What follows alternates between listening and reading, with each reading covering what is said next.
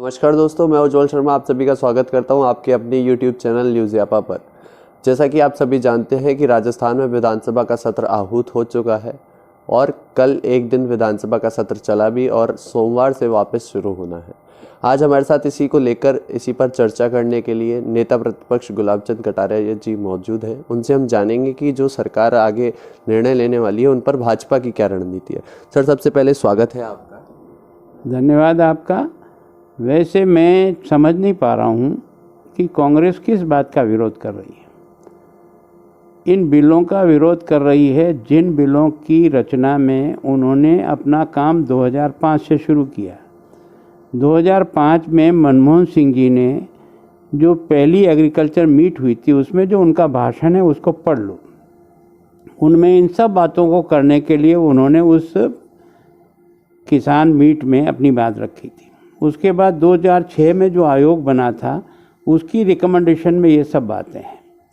उसके बाद स्वामीनाथन आयोग बना जिसके बारे में हम सब राजनेता भाषण देते हैं तब एक ही बात बोलते हैं, स्वामीनाथन आयोग लागू करो, स्वामीनाथन आयोग लागू करो। ये सारी के सारे जो तीनों बिल हैं ये स्वामीनाथन आयोग की रिपोर्ट को, रिकमेंडेशन को धरती पर लाने के लिए इस बिल में लाए हैं। जिस कांग्रेस ने अपने सरकारों के समय ये जो आपका संविदा खेती वाला जो विषय है ये इन्होंने 2003 में कर्नाटक में और मध्य प्रदेश में इनकी सरकारों में लागू किया, हिमाचल प्रदेश में इन्होंने लागू किया, हरियाणा में इन्होंने लागू किया, उड़ीसा में इन्होंने लागू किया।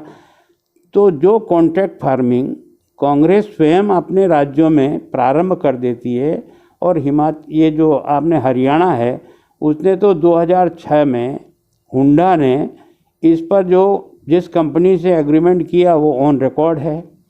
कांग्रेस का जो घोषणा पत्र है पंजाब का उसमें ये सब बातें हैं।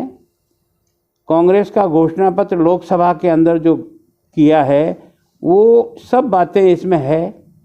तो जिन बातों को इतने वर्षों तक आप लोगों ने किसान को चकमा देकर दिखाने का प्रयास किया उसको देश के प्रधानमंत्री ने धरती पर लाकर किसान का सहयोग किया। तो आप विरोध कर किस लिए बात कर रहे हो, मुझे समझ में नहीं आता है। और मैं आज भी उनको चुनौती देता हूँ, इस बिल की किसी लाइन पर हाथ घुमा के बता दो कि ये किसान के खिलाफ है। एकमात्र मैं जब से राजनीति में आया हूँ मैं एक भाषण में ज़रूर कहता था कि हर आदमी अपनी चीज़ का कीमत स्वयं तय करता है। मेरा पेन बनाने वाला पेन की कीमत तय करता है, दाढ़ी बनाने की पत्ती वाला वो करता है, साबुन वाला अपनी करता है, कपड़े वाला अपना करता है, लोहे वाला अपना करता है। एकमात्र हिंदुस्तान में 70 साल की आज़ादी के बाद भी हिंदुस्तान का अन्नदाता जो पसीने से चीज़ पैदा करता है वो तो मंडी में नीलाम हो रहा है कि नहीं हो रहा है। उसको इसमें से बचाने का काम किया कि वो भी अपनी मेहनत का पैसा स्वयं तय कर सके। वो क्या करना, क्या खराब है इसमें। तो वास्तव में ये जो मिनिमम इन्होंने जो एक तरह से सपोर्ट प्राइस के बारे में जो बार बार कह रहे हैं, अरे तुम्हारे राज में इतने साल तक 55 साल तक राज किया, तुमने सपोर्ट प्राइस बढ़ाई कितनी, 20 रुपया 30 रुपया क्विंटल। इस देश के प्रधानमंत्री आने के बाद स्वामीनाथन आयोग के आधार पर लागत का 1.5 गुना किया कि नहीं किया। फिर यह है कि सपोर्ट प्राइस पर खरीद बंद तो नहीं हो रही है, खरीद राज्य सरकार के द्वारा ही होगी। राज्य सरकार मंडी का उपयोग करके उसको खरीद को चालू कर सकती है, कोई दिक्कत नहीं। और इस कानून में ये कहाँ लिखा है कि मंडी का व्यापार बंद हो जाएगा।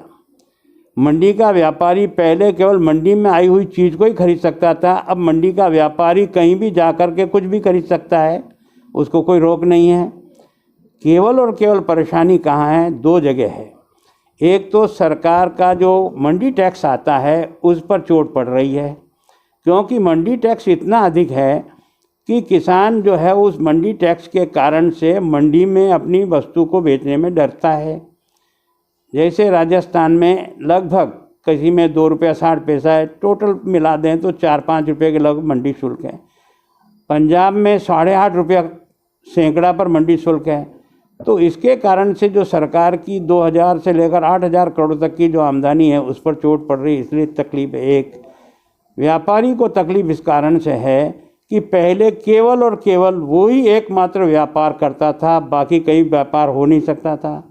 अब व्यापार में सैकड़ों व्यापारी और इसमें आ जाएंगे, इसलिए उनको लग रहा है। मंडी में व्यापार लाने के लिए सरकार को अगर मंडी टैक्स ख़त्म कर दे और सेस लगा दे तो मंडी का व्यापार वैसा का वैसा ही चलता रहेगा। तो मैं समझ नहीं पा रहा हूँ कि वो किस बात का विरोध कर रहे हैं। सर, गहलोत सरकार के अभी तक के कार्यकाल को आप कैसा देख रहे हैं? क्या आकलन है आपका अभी तक के कार्यकाल को लेकर? देखो, ये क्या है कि बोलते कुछ हैं, करते कुछ हैं। ये केवल और केवल इनके बड़े नेता ने बोल दिया इस बिल का विरोध, इसलिए इनको उसका विरोध करना ही पड़ रहा है, जबकि मन में सब समझ रहे हैं। एक दूसरा क्या है कि ईमानदारी से जो धरती पर उतरना चाहिए जो चीज़, वो इस धरती पर ये सरकार नहीं उतार पा रही। मैं इनको चुनौती दे रहा हूँ। घोषणाएं बहुत है, बातें बहुत हैं, लेकिन धरती पर उसका क्रियान्वयन नहीं है ये सरकार असर। एक दूसरा, आपसी झगड़े के कारण से राजस्थान सफ़र कर रहा है। इस बात को कोई नहीं नकार सकता कि इनका आपसी, आज इतना समय हो गया, अभी तक कोई इनकी कार्यकारिणी नहीं बन सकी प्रदेश की, इनके मंडी मंडल का विस्तार नहीं हो सका।